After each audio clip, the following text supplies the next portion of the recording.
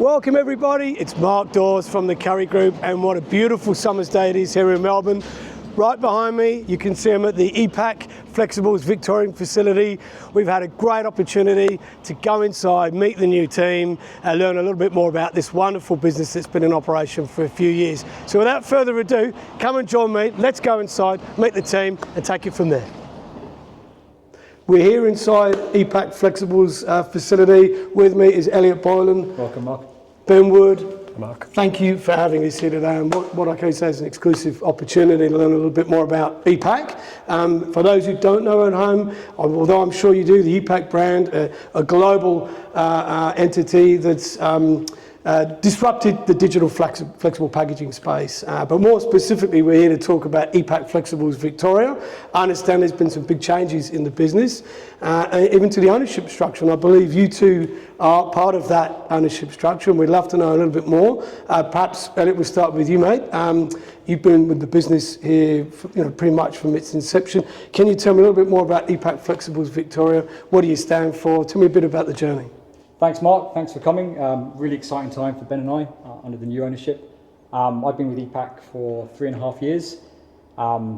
We launched as to help small, medium customers, entrepreneurs. We've had good growth in 3.5 years. We've been through a few changes. We're incredibly proud to partner with Currie's. And thank you. The local offering that we provide, we give complete flexibility, quick lead times, minimal order quantities, all the things that people are looking for. So we're really offering an alternative to what's out there in the market. Which is obviously suited to the digital platform, HP Indigo, that we're here to talk about as well today. And obviously you've driven that sales org, I'm assuming, from the beginning. So you've seen those changes in the industry. How do you find the industry adapting to the technology? It's been a journey. I think a lot of people, once they experience working with us, everything else kind of falls into place. So, a lot of people, obsolescence, long lead times, they can't get product to the market, ordering on demand, improving cash flow, all those things, not just the small companies, but the medium to large customers as well. Which actually, I'm looking right behind your heads there, which actually mission statement speaks in volumes. You're serving the community, fast turnaround, it's all about more sustainable benefits and gains. You mentioned the obsolescence, lack of obsolete stock, that sort of stuff. Love it, fantastic. Ben, you've more recently joined ePac, I think, in the last couple of years, and your journey is a different one. You've come from the label industry into flexibles. How do you find that? What excites you about this industry? How's that journey been for you? Yeah, so I've been on board now for a bit over 2 years, and to come from my comfort zone of labels, which I've been virtually my whole career, it was quite a nerve-wracking decision, but it's probably definitely the best decision I've ever made.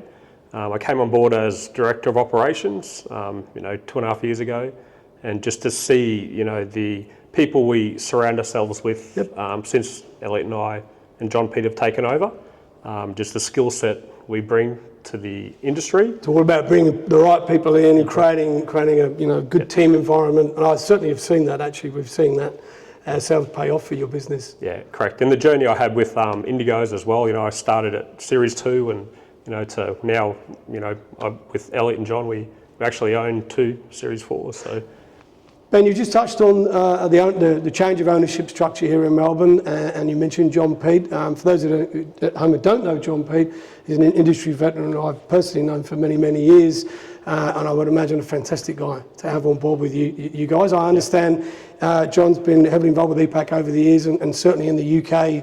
But maybe you could tell me a little bit more about that ownership structure and what that means for you guys, because it certainly sounds exciting. Yeah, very exciting. Ben and I are very fortunate. Late last year, we had the opportunity to do a management buyout.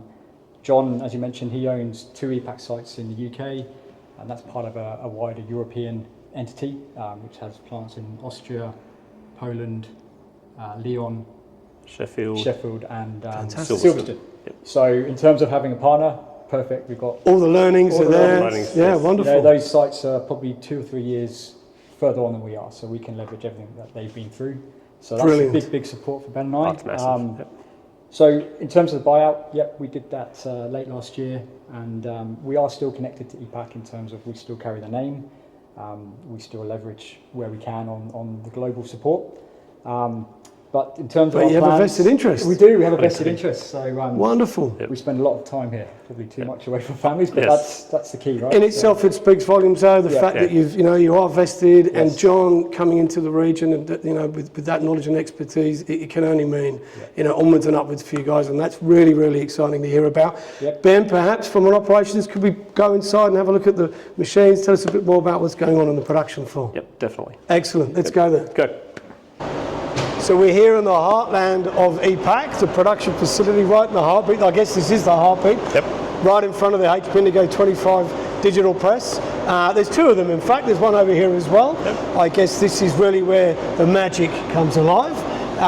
Tell me a little bit about it. So you've got the two presses. Are you running extra shifts? Or tell me a bit more about production. Yeah, so we've got two Series 4 25,000s. We've grown the business to permanent day and a permanent afternoon shift, and we do have plans to go 24 hours in the not too distant future. Fantastic. I don't know, we've supplied other equipment on the converting side of things as well, so thank you again for partnering with Currie Group. We really do appreciate that. Yep.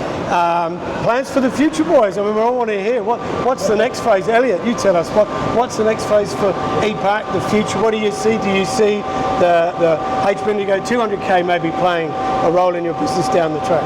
You'd like that, wouldn't you, Mike? I would like that very much. It's always in the plan. Good I think, as you mentioned, the takeover, we've just consolidated really. Just kind of knuckled down with what we have, growing, getting back to basics, quick lead time, service and quality.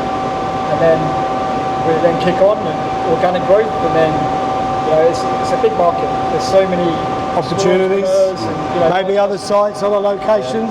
We don't have to give anything away, maybe, but that would be wonderful to see. I think from our point of view, flexible packaging is the fastest growing segment right across the globe. In digital printing, I'm talking about, and obviously, this is we're seeing it here with you guys. It's really, I think we're right on the precipice of industry change. So it is exciting. We're glad to be part of your journey. Thank you again for having us. We really do appreciate it. And hey, let's do this again in another year's time and see what the big changes are. Maybe with John when he's next down. Awesome. Thank you very much. Thanks for listening, guys, and we'll see you all very soon. Cheers. Thanks.